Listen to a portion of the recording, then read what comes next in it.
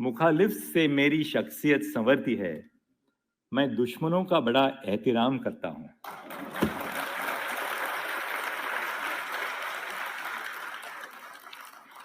But on a lighter vein, I'm just wondering what will happen from Monday, because all those who told me will be rendered unemployed. Good bye justice Chandrachud. बतौर chief justice 730 दिनों तक देश की सबसे बड़ी अदालत के मुखिया रहे जस्टिस डी.वाई. चंद्रचूड़ की आज विदाई हो गई। विदाई के मौके पर उनका विदाई भाषण भी हुआ, उनकी तारीफों के पुल भी बांधे गए, उनकी खासियतें भी गिनाई गई, उन्हें अपने वक्त का शानदार जज भी बताया गया। लेकिन जस्टिस डी.वाई. चंद्रचूड़ की विदाई के बाद अब इतिहास उनके कार्यकाल का मूल्यांकन करेगा। इतिहास मूल्यांकन करेगा कि जस्टिस चंद्रचूड़ ने सुप्रीम कोर्ट के सीजेआई के तौर पर और उससे पहले 6 साल तक सुप्रीम कोर्ट के जज के तौर पर क्या अहम फैसले दिए, कितने फैसले सरकार को राहत देने वाले थे और कितने फैसले सरकार को असहज करने वाले थे। इतिहास अब इस बात का भी मूल्यांकन करेगा कि बतौर सीजेआई क्या उन्हें देश के पीएम को अपने घर गणेश पूजा के मौके पर बुलाना चाहिए था। इतिहास इस बात का भी मूल्यांकन करेगा कि पीएम के साथ कई कैमरों की जद में आरती और पूजा करने का वीडियो वायरल होने के महीनों बाद जस्टिस डी.वाई. चंद्रचूड़ का यह कहना सही है कि एक महज प्राइवेट इवेंट था। इतिहास इस बात का भी मूल्यांकन करेगा कि अयोध्या विवाद पर राम मंदिर के पक्ष में फैसला करने वाले जजों की बेंच के अहम सदस्य के तौर पर गुमनाम जजमेंट लिखने वाले जस्टिस डी.वाई. चंद्रचूड़ ने सालों बाद यह क्यों कहा कि भगवान ने उन्हें फैसले का रास्ता दिखाया। जस्टिस चंद्रचूड़ को कुछ दिनों से इस बात की चिंता सता रही थी कि उनके रिटायरमेंट के बाद इतिहास उनका मूल्यांकन कैसे करेगा। सुप्रीम कोर्ट बार एसोसिएशन के मंच पर अपने विदाई भाषण में जस्टिस चंद्रचूड़ ने मशहूर शायर बशीर बद्र का एक शेर सुनाया। मुखालफत से मेरी शख्सियत संवरती है, मुखालफत से मेरी शख्सियत संवरती है, मैं दुश्मनों का बड़ा एहतराम करता हूँ। इस शेर के जरिए जस्टिस चंद्रचूड़ ने उन तमाम ट्रोल्स को लेकर तंज किया जिनके निशाने पर लगातार जस्टिस डी.वाई. चंद्रचूड़ रहे हैं, सीजेआई बनने से पहले भी और सीजेआई बनने के बाद भी। एक वक्त ऐसा भी था जब बीजेपी आईटी सेल से लेकर राइट विंग की पूरी troll army justice D Y. Chandrachud को ट्रोल करने में पूरी ताकत झोंक देती थी। सेम सेक्स मैरिज से लेकर सबरीमाला पर उनके फैसलों को लेकर या राइट टू प्राइवेसी जैसे कई मामलों पर उनके फैसलों को लेकर उनके खिलाफ कई बार ट्विटर पर कई तरह के अपमानजनक हैशटैग चलाए गए। कभी नॉट माय सीजेआई तो कभी सुप्रीम कोर्टा जैसे हैशटैग के साथ सुप्रीम कोर्ट पर हजारों ट्वीट किया गया, जस्टिस चंद्रचूड़ को निशाने पर लिया गया। फिर एक दौर ऐसा भी आया जब उनके फैसलों की वजह से उनकी तारीफ करने वाला पक्ष भी उनकी आलोचना करने लगा, खासकर जब कई बार ऐसा लगा कि जस्टिस डी.वाई. चंद्रचूड़ कई मामलों में सरकार के मन मुताबिक फैसले दे रहे हैं या फिर सरकार की आलोचना करने वालों के मुकदमों को किसी खास जज की बेंच को सौंप रहे हैं। हाल के दिनों में अयोध्या विवाद पर सुप्रीम कोर्ट के फैसले को लेकर उनके बयान ने भी उन्हें जबरदस्त आलोचना के घेरे में खड़ा किया। आज उनकी विदाई के मौके पर सुप्रीम कोर्ट बार एसोसिएशन के अध्यक्ष कपिल सिब्बल ने उनकी तारीफ में उन्हें वन ऑफ द ग्रेटेस्ट जज ऑफ द कंट्री कहकर तमाम तरह की उपाधियों से भी नवाजा।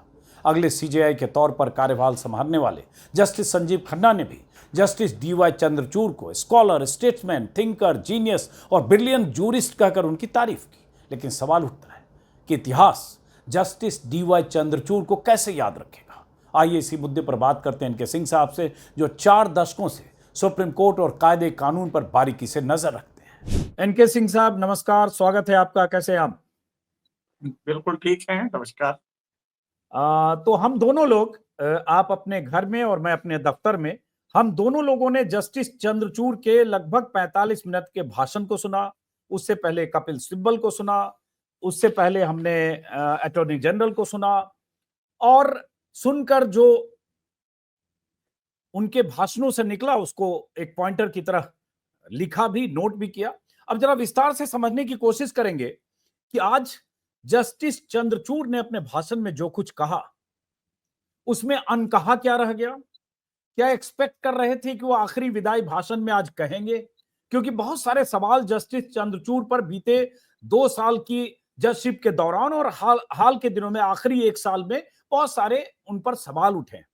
और जस्टिस चंद्रचूड़ अपने भाषण में बहुत सारी कहानियां उन्होंने सुनाई, अपने परिवार से जुड़ी, इलाहाबाद हाईकोर्ट के चीफ जस्टिस के बतौर, बॉम्बे हाईकोर्ट के चीफ जस्टिस के बतौर। लेकिन क्या कुछ ऐसा अनकहा रह गया, या जो एक्सपेक्ट कर रहे थे कुछ बोलने वाले हैं, क्या वो नहीं बोले?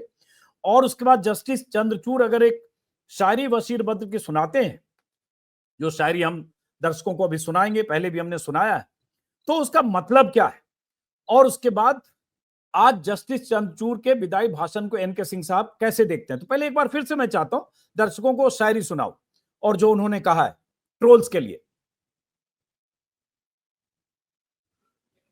I'm sure all of you are aware of the amount that I have received my share of trolling.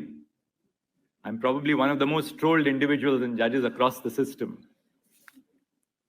I will only say with a shairi, and the shairi is: मुखालिफ से मेरी शख्सियत संवरती है, मुखालिफ से मेरी शख्सियत संवरती है, मैं दुश्मनों का बड़ा एहतराम करता हूं।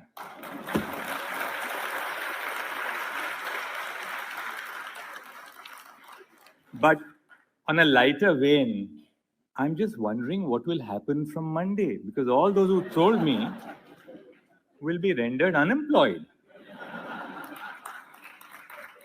तो ये ट्रोल्स के लिए जो जस्टिस चंद्रचूड़ ने कहा, एक शायरी सुनाई और अपने भाषण में बहुत कुछ कहा। अब जरा उसकी व्याख्या, उसका विश्लेषण एनके सिंह से बातचीत के जरिए हम करते हैं। सिंह साहब, पहली प्रतिक्रिया जो लगभग 45 मिनट का सीजेआई का बतौर सीजेआई जो आखिरी भाषण था बार एसोसिएशन के वकीलों के बीच, बाकी जो ब्रदर जजेज के बीच, जो होने वाले चीफ जस्टिस हैं जस्टिस खन्ना, वो भी उनके बगल में थे, उनका भी स्पीच हमने सुना। इसको आप कैसे देखते हैं? और ये जो कह रहे हैं कि all those who trolled me will be rendered unemployed, इशारा क्या है? देखिए, ये सभ्य समाज का एक अजीब सा वो है, फितरत है कि वो जो सोचता है वो कहता नहीं, जो कहता है वो सोचता नहीं है। और ये आज के इस इनके विदाई भाषण में बड़ा साफ नजर आया। कसीदे काढ़े गए, और जो कि इस ओकेजन के लिए लाजमी था। विदाई समारोह में कोई भी बोलता है तो अच्छी बातें ही बोलता है पूरा, लेकिन ये वही लोग थे जिन्होंने अभी 3 दिन पहले अपने इंटरव्यूज में, अपने प्रोग्राम में धज्जी उड़ा दी थी सीजेआई के जजमेंट्स की और उनके तरीकों की। लेकिन आज जब वो बोल रहे थे और अंग्रेजी के फ्रेजेस, सोशियोलॉजिकल जो बिहेवियरल नाइसिटीज होती हैं, उनको दे के, तो मुझे हंसी आ रही थी कि यार इसी ने तो 3 दिन पहले ये सब कहा था और उनमें सभी थे जो कि ये कह रहे थे। तो मुझे ताज्जुब हुआ। बहरहाल, जस्टिस चंद्रचूड़ का आज का जो भाषण था, ये विदाई भाषण, उसमें उन्होंने अपने जो खतरा उनको लगा पिछले 2 हफ्ते में, ये उनकी अपनी करनी थी। जब उन्होंने ये कहा कि इतिहास मुझे कैसे देखेगा, इसके बाद उनका वाकई ये लगा कि ये कैसा कमजोर आदमी है। क्या जजमेंट इतिहास देख के करेगा? तो बैलेंस करेगा ना। तो ये पहला तो ये था कि सबने क्रिटिसाइज किया, जो भी रेशनल लोग थे, कि यार ये कैसे हम इतिहास में कैसे जाएंगे, इसको देख के तो फिर तो कॉन्स्टिट्यूशन काहे को रखे हो, बैलेंसिंग करो। और ये बैलेंसिंग उन्होंने पूरी जिंदगी की है, जिसपे अभी हम आएंगे थोड़ी देर में। इनके जजमेंट्स के वो पार्ट निकाल के, जिसमें उन्होंने एक चीज एक जगह कही है और उतनी ही पुरजोरी से ठीक उसकी उलट चीज कहीं और कही है, और उस पर भी जजमेंट दिया है, उस पर भी दिया है। तो हम उस पर बाद में आएंगे। आज उन्होंने 2 चीज की। चूंकि 2 हफ्ते से ये काफी क्रिटिसाइज किए जा रहे हैं, तो इनको ये बताना था कि वो मॉरली बहुत मजबूत फुटिंग पे है, मॉरली कमजोर नहीं है। एक सटल किस्सा बता के उन्होंने किया, वो मैं आपको बताता हूं अभी, और आपको क्या, आपने तो देखा ही है। लेकिन उसके अलावा उन्होंने ये भी कोशिश की कि जो उनकी खिलाफत कर रहा है वो तो ट्रोलर है, वो तो सोशल मीडिया है, गोया अगर उनकी तारीफ की जाए तो ये ठीक है, लेकिन जो ट्रोल कर रहे हैं, नेगेटिव उनको वो कर रहे हैं, वो सारे लोग गलत हैं। और इसको उन्होंने कहा कि उनकी रोजी रोटी का क्या होगा। जनाब, अपनी सोचिए, कल से आप जब बाहर होंगे तो प्रधानमंत्री आपके घर नहीं आएगा, तो सोचना आपको है, ये हमें नहीं सोचना है। हमारे घर तो कोई आता ही नहीं है, और ट्रोलर हम लोग है भी नहीं। तो इसलिए ये कोई भी बेरोजगार नहीं होगा। ये व्यंग जो आपने लाइटर वेन में ही लेकिन किया, ये आपका भड़ास दिखा रहा था। अब नैतिकता के पैरामीटर को देखिए। उन्होंने छोटा सा किस्सा बताया। अगर कोई भी ये कोर्ट की हिस्ट्री जानता है तो इनके पिता जस्टिस वाई चंद्रचूड़ किस तरह से इमरजेंसी को जस्टिफाई किए और किस तरह उनका एलिवेशन हुआ सुप्रीम कोर्ट में चीफ जस्टिस के रूप में, ये अगर आप सब देखेंगे, और किस तरह एडीएम जबलपुर केस में उन्होंने कहा कि fundamental right is a gift of the constitution to the people and government can take it away any moment during emergency, कि इमरजेंसी में कोई भी सरकार ये ले सकती है वापस, फंडामेंटल राइट। ये वो जज है, उनके पिताजी, और उन्होंने अपने पिताजी को हाई मॉरल पेडेस्टल पे बताने के लिए क्या कहा, जरा गौर कीजिएगा। उन्होंने कहा कि साहब, मैंने अपने पापा से पूछा कि आपने ये प्रॉपर्टी क्यों खरीदी, पुणे में तो आपको जाना जाना नहीं है, पुणे में आप क्यों? तो पिताजी ने हमसे कहा, इसलिए कि ये अपने जीवन के लिए हम नहीं कर रहे हैं, ये तुम्हारे लिए कर रहे हैं कि जब भी तुम्हारा मॉरल फाइबर, कभी भी जो नैतिक तंतु तुम्हारे कमजोर पड़े, तो इस प्रॉपर्टी को याद कर लेना और उसके बाद फिर से तंतु मजबूत कर लेना। अपने को भी बचाया, अपने पिता को भी बचाया। मेरे ख्याल से ये बड़ा ही हल्का एक किस्सा था। अच्छा, ये वेरीफाइबल है भी नहीं, तो हम आपको आपके जजमेंट से जज करेंगे, जो हम अगले 20 मिनट में करेंगे। तो हमें लगता है जी, ट्रोल को लेकर जो उन्होंने कहा, उसका एक पहलू ये भी है सिंह साहब कि 1 साल पहले, 6 महीने पहले तक उन्हें राइट विंग की तरफ से जबरदस्त ट्रोल किया गया, चाहे सबरीमला के फैसले को लेकर हो, चाहे वो एलजीबीटी के फैसले कर हो, सेम सेक्स मैरिज को लेकर हो, इलेक्टोरल बॉन्ड को लेकर हो। कई ऐसे फैसले थे, इवन महाराष्ट्र की सुनवाई जब हो रही थी तब कई ऐसे फैसले और ऑब्जर्वेशन थे जिसको लेकर उन्हें बहुत ट्रोल किया गया ऑर्गेनाइज्ड ढंग से राइट विंग की तरफ से। और उस पर तो रिसर्च हुआ है मिशिगन यूनिवर्सिटी में कि कैसे 1747 बार नोट माई सीजेआई करके जनरेट किया हैशटैग, और पूरी दुनिया में जो एक ऑर्गेनाइज्ड ढंग से दुनिया भर के ट्विटर हैंडल से ट्रोल किया गया। तो एक दौर था, उसमें एक बार ऐसा भी हुआ कि वो सुनवाई के दौरान उनके बैक में कुछ पेन था और वो थोड़ा पोजीशन चेंज कर रहे थे, तो उसको इस तरह से ट्रोल किया गया कि वो गंभीर सीरियस विषय पर सामने वाले वकील को सुनने को तैयार नहीं थे और अटेंशन नहीं दे रहे थे। ऐसा भी ट्रोल हुआ, जिसको नेक्स्ट डे उन्होंने सफाई दी। तो मेरे ख्याल से उनका वो आशय वहां भी है। हम लोगों ने उनके बहुत सारे फैसलों की तारीफ की, लेकिन हाल के दिनों में जो उनका रवैया दिखा, खासतौर से राम जन्मभूमि अयोध्या विवाद पर जो उनके फैसले के बाद जो उन्होंने कहा कि भगवान के सामने वो बैठे और भगवान ने उन्हें रास्ता दिखाया, तो उसकी आलोचना हुई। ऐसे कुछ और फैसले हैं जिसकी आलोचना हुई। बल्कि आज भी सिंह साहब कहें, आगे बात करने से पहले, आज भी बहुत सारे लोग आलोचना कर रहे हैं कि एएमयू को अल्पसंख्यक यूनिवर्सिटी का दर्जा देने वाला जो मामला था उनकी बेंच में, 5 जजों की बेंच में, 5 नहीं, मेरे ख्याल से 7 जजों की 4-3 से डिसीजन हुआ, जिसमें बहुमत से, उसमें फैसला नहीं हुआ। वो टंग गया विषय कि अब अगले जो सीजेआई हैं, फिर 3 की कमेटी बनेगी, 3 जज तय करेंगे कि उसको दर्जा बहाल रहे नहीं। बहुत बारीकी से उसमें उसको एक तरह से टोपी ट्रांसफर किया। तो पहले लगा कि उन्होंने आज फैसला दे दिया हिस्टोरिकल, लेकिन फिर खबर आई कि नहीं, अब तो जो डिटेल जब जानकारी आई तो पता चला कि अब जो नई बेंच कंस्टिट्यूट होगी वो करेगी। तो ये मेरे ख्याल से मुकम्मल तौर पर शायद वो 2-3 दिनों में कुछ इससे उभरने की भी कोशिश कर रहे थे क्या? नहीं, देखिए, इसको गौर से समझना होगा। ये समाज के बड़े प्रबुद्ध लोग हैं, प्रबुद्ध हैं तो होशियार भी होते हैं, और ये कैमोफ्लेज करना बड़ा अच्छा जानते हैं। अपने इंटेलेक्चुअल क्षमता से ये अपने तमाम कर्मियों को कैमोफ्लेज ढक बहुत अच्छा लेते हैं। तो हमें 2 साल लग गया इसको समझने में। हम लोगों ने तारीफ की, दिन रात तारीफ की। आपको याद होगा कई जजमेंट्स की तारीफ की इनके, और कहा कि ये भारत को अगर कोई एक आदमी बचा रहा है तो ये आदमी। लेकिन वो कौन से जजमेंट थे? वो जजमेंट सबरीमला था, जिसमें सरकार का कुछ लेना देना नहीं था। सरकार से उसमें कोई ये रत्ती भर उसका मतलब कुछ वो नहीं हो रहा था, बाल बांका भी नहीं हो रहा था। उसमें महिलाओं को अंदर ले जाने का था कि महिलाएं अंदर जाएंगी कि नहीं, इसको लेके वो जजमेंट था। उसी तरह हादिया केस अगर आप देखिए, हादिया केस भी सरकार को कुछ लेना देना नहीं है, वो भी छोड़िए। या मणिपुर अब आप या मणिपुर या मणिपुर के मुद्दे पर जिस तरह से 77 दिन तक सरकार की चुप्पी थी, हाँ, उन्होंने सुओ मोटो एक्शन लिया कि तो आप कार्रवाई करिए वरना हम करेंगे। जी मोदी को मुंह खोलना जी। पड़ा प्राइम मिनिस्टर को। तो ऐसी बहुत सारी आज चीजें तक बीच वो में हुई। जजमेंट नहीं हुए हैं। मैं तलाशता रह गया उनके जो तमाम जज 627 जजमेंट्स जो उन्होंने दिए हैं अपने प्यूनी जज के रूप में या चीफ जस्टिस के रूप में, और चीफ जस्टिस रूप में 92 जजमेंट्स दिए हैं। मैंने हर हर 10 दिन पे एक जजमेंट, करीब 10 दिन क्या 9 दिन पे एक जजमेंट। प्रोलिफिक राइटर है, जजमेंट जम के लिखते हैं, विद्वान है, कोई दो राय नहीं है। लेकिन ये विद्वता कैसी है जरा सा समझिए उसको।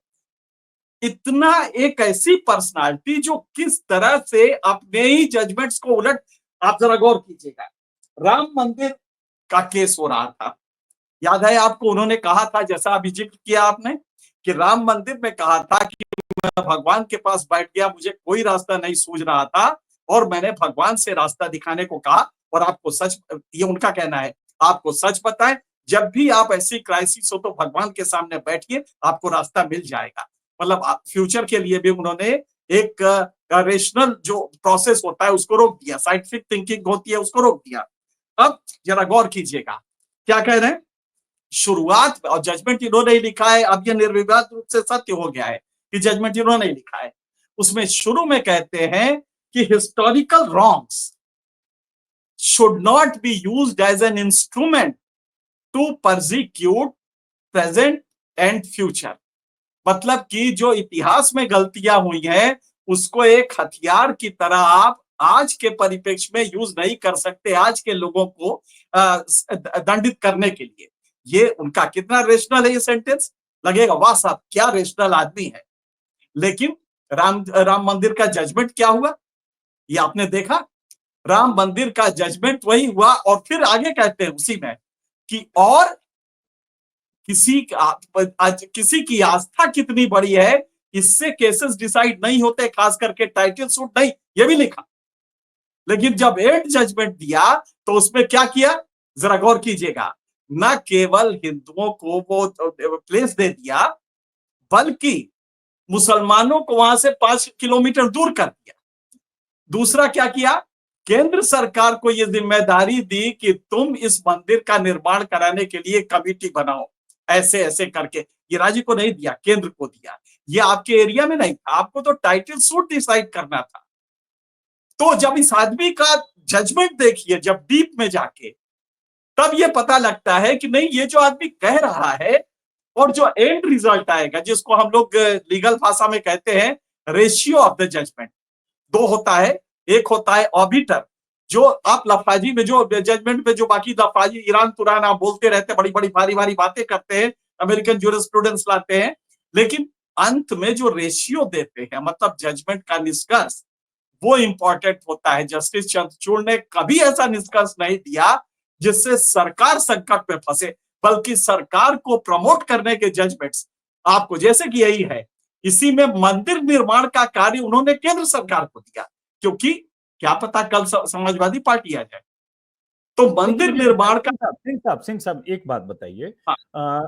डेविल्स एडवोकेट की तरह, कि भाई ये फैसला 2019 में दिया 5 जजों की पीठ, जिसमें headed by chief justice Ranjan Gogoi, जो अब माननीय राज्यसभा सदस्य बन गए, और बाकी उसमें जो एक जज और थे जो बाद में सीजेआई हो गए, एक नजीर साहब गवर्नर बन गए। तो अब सवाल उठता है कि उसके बाद ये बवाल इसलिए शुरू हो गया ना, क्योंकि इन्होंने ये बयान दे दिया कि हमने भगवान के सामने बैठ के रास्ता पूछा और भगवान रास्ता दिखा देते, और भगवान ने रास्ता दिखा दिया। वरना ये तो सेटल हो गया था, क्योंकि वो 2 साल पहले सीजेआई बने तब तो तालियां ही पड़ रही थी उनके नाम की, वाहवाही हो रही थी कि भाई ये हैं, ये जो ह्यूमन राइट के कस्टोडियन हैं, ये विजनरी हैं, ये लिबर्टी के कस्टोडियन हैं, ये इक्वलिटी डाइवर्सिटी के कस्टोडियन हैं, ये डिग्निटी ऑफ इंडिविजुअल राइट्स के कस्टोडियन है। यही सब तो चल रहा था 1-1.5 साल से। हाँ, अब आप इस पे भी अच्छा किया कि आपने याद दिला दिया। जानते हैं वो बेंच कैसे कॉन्स्टिट्यूट हुआ था? उस बेंच का भी अजीब किस्सा है कि वो कॉन्स्टिट्यूट कैसे हुआ। पहले जब कॉन्स्टिट्यूट हुआ तो उसमें 2 जजेस ने रिक्यूज कर दिया, उन्होंने कहा हम इसमें नहीं रहेंगे। जब 2 जज, और उसमें एक भी मुस्लिम जज नहीं था, गौर कीजिएगा, जो पहला बेंच कॉन्स्टिट्यूट हुआ था उसमें एक भी महिला नहीं थी, एक भी मुस्लिम जज नहीं था। तो उसके बाद जब रिक्यूज कर लिया 2 जजेस ने, जो फ्यूचर में चीफ जस्टिस बने थी। तो उसके बाद इन्होंने फिर से कॉन्स्टिट्यूट किया और उसमें आप ताज्जुब करेंगे कि उसमें रोहिंग्टन नारीमन जो कि पारसी थे वो उपलब्ध थे, उनको नहीं लिया गया। इसको आप अगर गौर से समझेंगे तो समझ पाएंगे। उसी के साथ रोहिंग्टन नारीमन के अलावा के.एम. जोसेफ थे जो क्रिश्चियन थे, उनको नहीं लिया गया।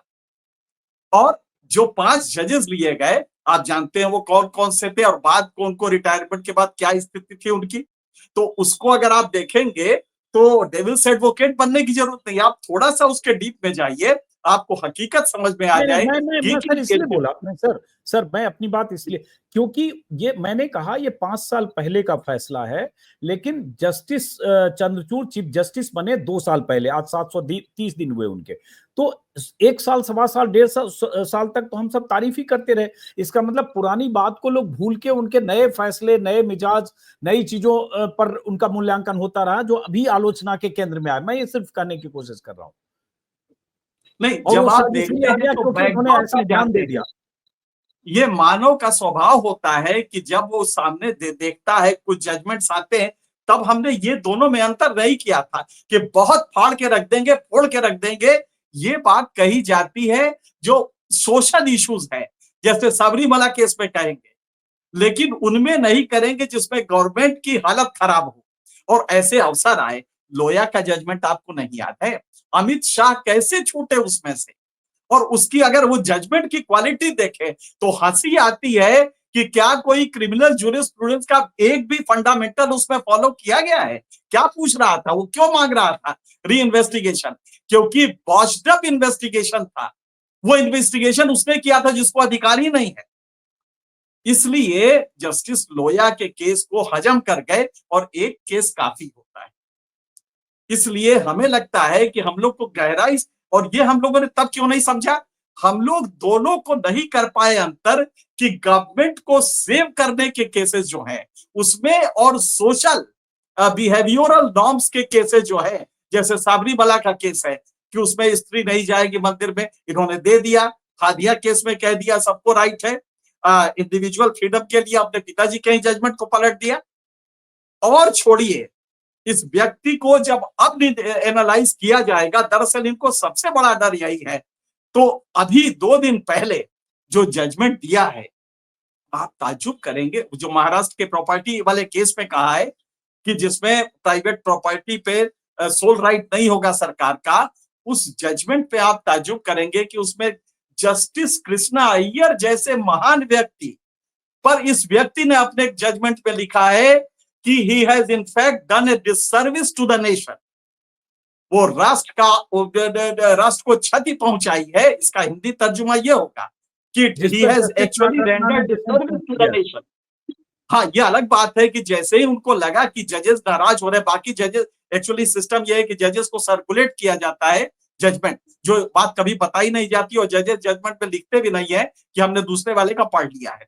तो जब नागरत्ना को ये पता चला, जस्टिस नागरत्ना को, जब उन्होंने देखा कि अरे ये तो टेक्स्ट में है, तो उन्होंने अपने जजमेंट में डाल दिया, तब इन्होंने जल्दी से उसको हटा लिया। ये हकीकत है कि आप, मतलब ये हालत है कि आप जस्टिस कृष्णा अय्यर ऐसे महान व्यक्तित्व को, जो जुडिशरी में उससे बड़ा मिलता नहीं है उदाहरण, उस व्यक्ति को आप कह रहे हैं कि वो डिसर्विस का, वो भी डिसर्विस कह रहे हैं। ये परंपरा ही नहीं रही है सुप्रीम कोर्ट में कि अपने किसी प्रेडिसेसर, वो भी इतने सीनियर जज को आप डिसर्विस कहें नेशन के खिलाफ।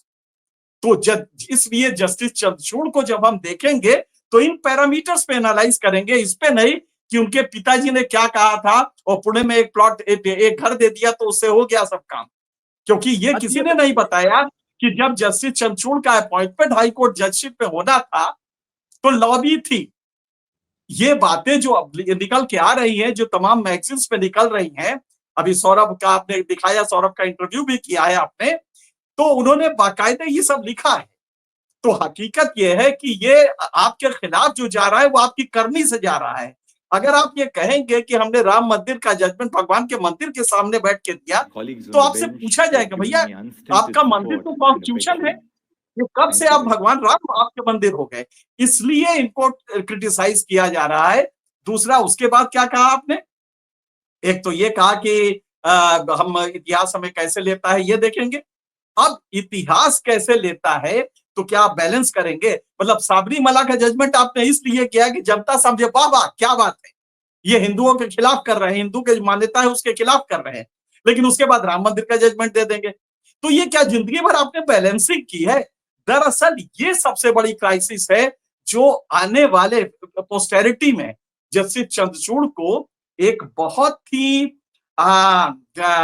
इंटेलेक्चुअली साउंड मान सकती है, लेकिन बहुत ही बैलेंस मतलब कि बहुत ही एक संवैधानिक मर्यादाओं के पालन करने वाला जज नहीं मानेगी।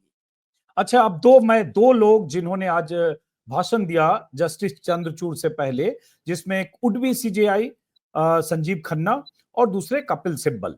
अब इनके शब्द जो मैं नोट कर रहा था, जो कपिल सिब्बल ने जैसे कहा, लाइफ और लिबर्टी के लिए कमिटेड जज, vision, judgement, human being, liberty, equality, diversity के पैरोकार, डिग्निटी ऑफ इंडिविजुअलिटी के का ख्याल रखने वाला, वन ऑफ द ग्रेटेस्ट जजेज of this country, cause of equality के पक्षधर, प्रिवेसी जजमेंट का जिक्र किया, आधार के बारे में माइनॉरिटी जजमेंट का जिक्र किया, और बहुत तारीफ की कि एक पेशेंट जज के तौर पर, लिमिटलेस पैसेंस वाले जज के तौर पर टेम्पर लूज नहीं करने के लिए कपिल सिब्बल ने कहा।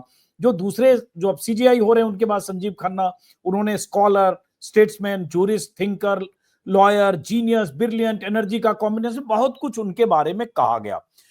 जो इतनी बातें कही गई, अब मान लीजिए जो सीजीआई होने वाले वो तो कहेंगे ब्रदर जज हैं, फेलो उनके साथ जज हैं, अब सीजीआई हो रहे हैं, वो कहेंगे। लेकिन कपिल सिब्बल जो आपने शुरू में कहा, उन्होंने तो एक तरह से कह दिया कि वन ऑफ द ग्रेटेस्ट जजेज ऑफ दिस कंट्री।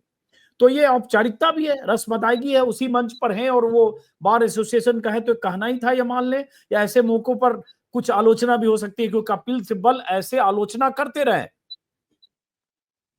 अभी 2 दिन पहले किया है उन्होंने हाँ। अपने उस पे, और एक इंटरव्यू में किया, एक नहीं 3 इंटरव्यू में किया है। तो हकीकत यह है कि कपिल सिब्बल नहीं, वो सारे लोग जो बैठे थे उनसे जब पर्सनली आप बात करेंगे तो वालों, लेकिन ये अवसर नहीं होता। 2 अवसर होते हैं, एक तो दुख का अवसर होता है, उस पे आप क्रिटिसाइज नहीं करते जब ऐसे दुख में संवेदना प्रकट करते जाते हैं, और दूसरा होता है जब आप विदाई का अवसर होता है। तो इस समय क्या कहेंगे, भाई आपने जो किया वो तो बर्बादी कर दिया, ऐसा तो कोई नहीं कहेगा ना।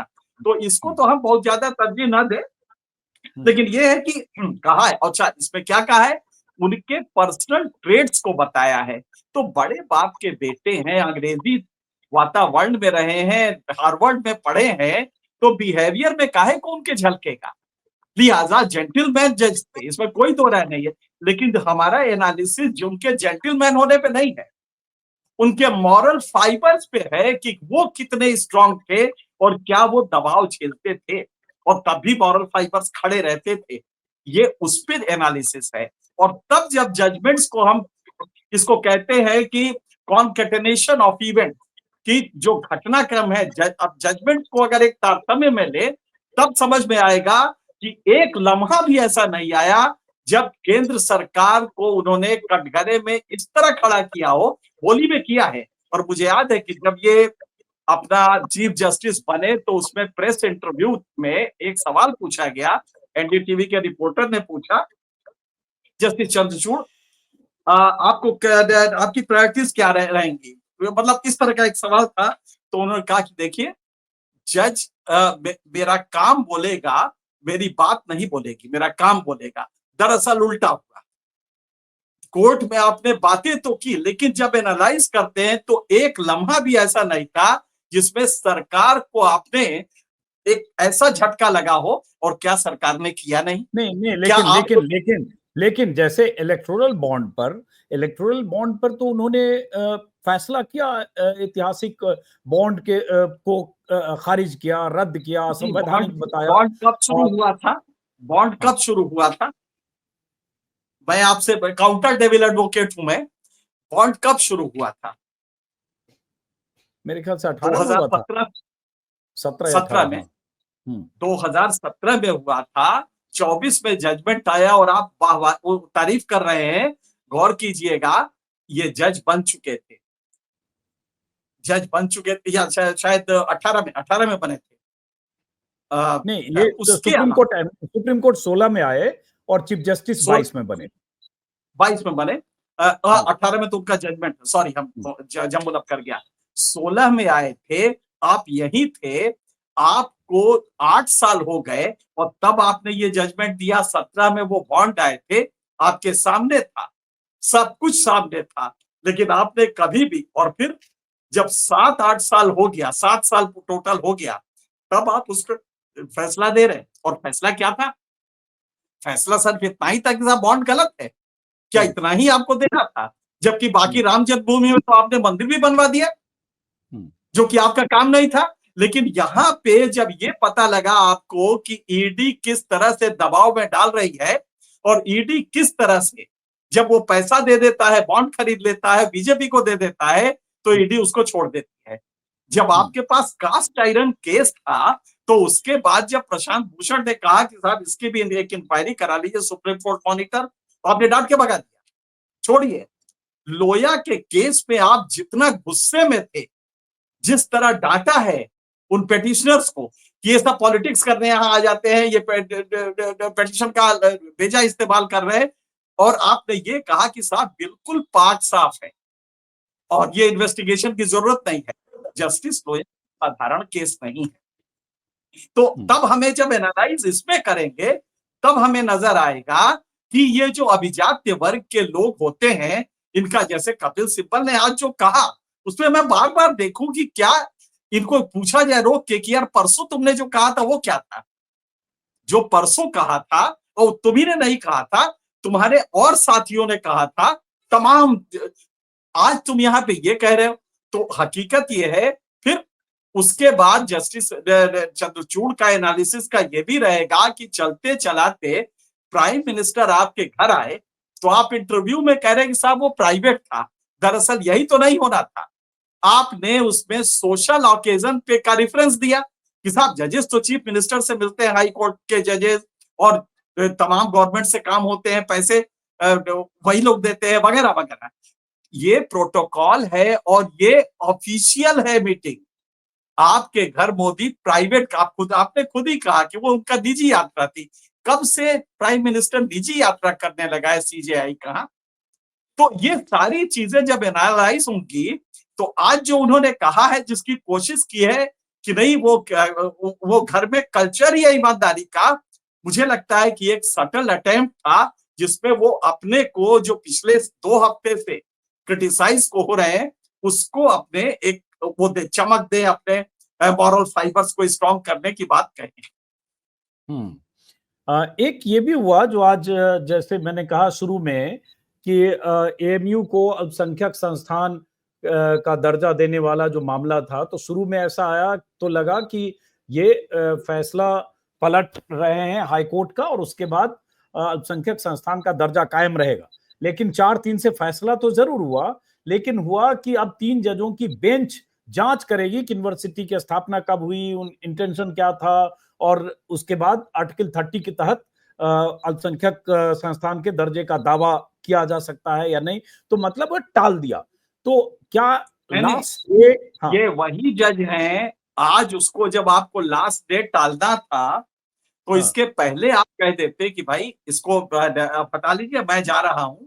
दूसरा ये था कि अगर ये आप याद कीजिए, यही महोदय हैं चीफ जस्टिस, जो जस्टिस खन्ना, संजय कौल, जस्टिस संजय कौल के 15 दिन रिटायरमेंट के थे, और तब इन्होंने केस विड्रॉ कर लिया उनसे, ये कह के कि साहब अब तो उनका टाइम खत्म हो रहा है। और अचानक एक रात जब सवेरे वो जगे, तो पता लगा कि उसके लिस्ट में ये उनके केस से हटा लिया गया था। तो जस्टिस खन्ना ने भरी कोर्ट में कहा कि साहब मैं आपको बता दूं कि ये केस हमसे हटा लिया गया है। तो उन्होंने पूछा साहब क्या कारण है, तो बताए। जब वकीलों ने पूछा तो कहा कि साहब ये तो सीजेआई से पूछिए। तो उनसे आप केस हटा लेते हैं क्योंकि सरकार के खिलाफ वो आग उगल रहे थे जज, कह रहे थे कि तुमने कॉलेजियम के रिकमेंडेशंस को नहीं किया है, तो वहां आप वो कर देते हैं। लेकिन आज जब अलीगढ़ का आया मामला, तो आपने बड़े आराम से उसको एक फर्दर इन्वेस्टिगेशन में भेज दिया। क्या आप समझते हैं कि बौद्धिक स्तर एक आप ही का बहुत ऊपर है, बाकी लोगों को लॉजिक नहीं आती है, बाकी लोग नहीं समझेंगे इन चीजों को? तो मुझे लगता है कि ये देखना पड़ेगा। आखिरी सवाल कि जो उनकी चिंता थी, जो कुछ दिन पहले का उनका बयान था, जो आजकल चूंकि वीकेंड पर, हर वीकेंड पर वो भाषण लेक्चर के लिए जाते थे, कि उन्हें जिज्ञासा है, चिंता है कि इतिहास उन्हें कैसे याद रखेगा। यही हमारा टॉप बैन है। तो अगर हम क्लोजिंग रिमार्क लें कि इतिहास उन्हें कैसे याद रखेगा, कपिल सिब्बल के इस बयान के संदर्भ में वन ऑफ द ग्रेटेस्ट जजेज ऑफ दिस कंट्री याद रखेगा, या उन्हें सवालों के दायरे में याद रखते हुए बहुत सारे सवाल उनसे चिपके रहेंगे, और खासतौर से इसलिए भी कि 10 साल के बाद कोई ऐसा सीजेआई था जो 2 साल का टेन्योर जिसने पूरा किया। अभी संजीव खन्ना का तो चंद दिनों का है, उसके बाद कई सीजेआई ऐसे हैं जो 1.5 साल, 1 साल 8 महीने 6 महीने वाले अभी होने वाले हैं। देखिए, एक्चुअली हम लोग के एनालिसिस की एक प्रॉब्लम ये है कि गलती से हम लोग मेरिट को ऑनेस्टी का भी वो मान लेते हैं, समतुल्य मान लेते हैं, इक्विवेलेंट मान लेते हैं कि बहुत पढ़ा लिखा इंटेलेक्चुअल है तो वो ईमानदार होगा। दरअसल ये उल्टा होता है। जो अभी आपने देखा कपिल सिब्बल क्या कह रहे थे, यही तो मैं कह रहा हूं कि दो दिन पहले का उनका सुन लीजिए। खैर वो भी छोड़िए, जस्टिस चंद्रचूड़ की जब एनालिसिस होगी तो एक इंटेलेक्चुअली स्ट्रॉन्ग जज, इसमें कोई दो राय नहीं है, सोशियोलॉजी के फ्रेजेस देके और सोशल डायमेंशन पे बहुत अच्छे जजमेंट दिए जो न्यूट्रलिटी दिखाते हैं, जैसे गे 377 को खत्म करना, प्राइवेट राइट टू प्राइवेसी, इसको बुलंदी पे ले जाना, ये सब रहा है। लेकिन ये जनरलाइज्ड इश्यूज हैं। दरअसल इसमें खेल यही होता है कि जहां सरकार कट, अब जैसे कि आपको दिखाई नहीं दिया कि आपके यहां बुलडोजर जस्टिस 5 साल से चल रहा है, इस पे सुओ मोटो आपके पास तो पावर है, 142 में आप अपने पावर खुद डिसाइड करते हैं। तो आपको उस समय नहीं दिखाई दिया जब ईडी महाराष्ट्र में जिस तरह से खेल हुआ, तांडव हुआ, लोगों को मुर्गे की तरफ एमएलए को भर के असम और कहां कहां भेजा गया, गुजरात और असम। तब क्या उसके बाद जब आपने जजमेंट दिया तो क्या वो गवर्नमेंट आपके नाक के नीचे चलती रही, एक इलीगल गवर्नमेंट? आपने उसका कभी भी फैसला नहीं दिया। तो जब ये एनालाइज किया जाएगा, जब जस्टिस लोया के केस में सिंपल सा रिक्वेस्ट की री इन्वेस्टिगेट करा लिया जाए, क्योंकि वो इन्वेस्टिगेशन बॉस्ड अप है, वो गलत आदमी और गलत फैसलों से हुआ है, आपने उसको भी खत्म कर दिया। तो जब अब ये क्यों किया जाएगा, अन्य जजेस के साथ क्यों नहीं किया गया? क्योंकि ये टाइम्स अलग है, ये युग अलग है, ये समय अलग है, ये मोदी का भारत है और इसमें हर संस्था बकरी बन गई है, केचुआ बन गई है। उस समय देखा जाएगा कि जो हमारा चीफ जस्टिस इंडिया था वो कितना तन के खड़ा हुआ। इसलिए इनका एनालिसिस होगा और तब ये सारे जजमेंट्स आएंगे जिसमें सरकार को आपने कितना और कब कब रोका। क्या बुलडोजर न्याय रोक दिया आपने? क्या ईडी जिस तरह कर रहा था रोक दिया? हेट स्पीच को लेकर कितनी बार सुनवाई हुई, अदालत से फटकार भी पड़ी, उसके बाद भी कहाँ कुछ हुआ। किसी सांसद को जो मुस्लिम के लिए इकोनॉमिक बॉयकॉट की बात करता है, या तमाम तरह के नारेबाजी, गोली मारो सालों को, और ये सब, कुछ ऐसा फैसला तो हुआ नहीं जो नजीर बन जाए और जो डर लगे कि अब ऐसा बोलेंगे तो सुप्रीम कोर्ट में हंटर चलेगा। ठीक है, सरकारों को नहीं, नोटिस बल्कि मुरलीधर ऐसे जज ने हाई कोर्ट के जज के रूप में सरकार को उल्टा टांग दिया था, अमित शाह की सरकार को और पुलिस को, कि तुमने जो दिल्ली के दंगे हुए थे उसमें किस तरह से हिंदू पक्ष को छोड़ दिया है। तो उस जज का 8 घंटे में ट्रांसफर हो गया और उस जज को फिर कभी नहीं एलिवेट किया गया, कॉलेजियम ने भेजा भी तो नहीं किया गया, आप बैठे रहे। तो हकीकत ये है कि ये चीजें भी एनालाइज होंगी। बल्कि जो सबसे बड़ा आपने खेल कर दिया है, एक एक्ट के रहते हुए, पार्लियामेंट्री एक्ट के, जो डिस्प्यूटेड जो टेम्पल्स को विवादित वो है 1991 का, उस एक्ट के रहते हुए कि ज्ञान वापी के सर्वे का जो दरवाजा खोल दिया, ज्ञान वापी को न खुलवाया, बल्कि अयोध्या जजमेंट के आपने शुरू के पैरों में लिखा है कि साहब आस्था कोई सवाल नहीं होता, टाइटल सूट आस्था से नहीं डिसाइड होते। लेकिन ज्ञान वापी जब मुस्लिम पक्ष के वकील ने कुछ कहा कि साहब ये इशू इतना इंपॉर्टेंट नहीं है, तो उन्होंने कहा कि अरे वाह, कमाल करते हैं आप, ये किसी की, आपका दूसरा पक्ष जो है उसकी आस्था का सवाल है। वहां पे आपको आस्था नजर आई ज्ञान वापी में? तो ये सब जब देखा जाएगा तो मुझे नहीं लगता कि भारत के इतिहास में शायद सबसे ज्यादा क्रिटिसाइज अगर कोई जज होगा तो सीजेआई जस्टिस चंद्रचूड़। चलिए, बहुत बहुत शुक्रिया एनके सिंह साहब, बहुत बहुत शुक्रिया। अब नए चीफ जस्टिस संजीव खन्ना सोमवार को कार्यभार संभालेंगे।